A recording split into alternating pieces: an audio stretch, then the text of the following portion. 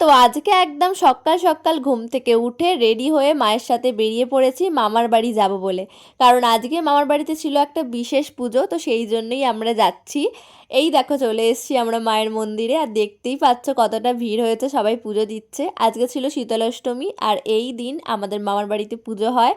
তো আমরাও এসেছিলাম, পুজো দেওয়া কমপ্লিট করে আমরা বেরিয়ে পড়েছি আর একটা জায়গায়, মানে আর একটা মন্দির দেখতে চলে এসেছি।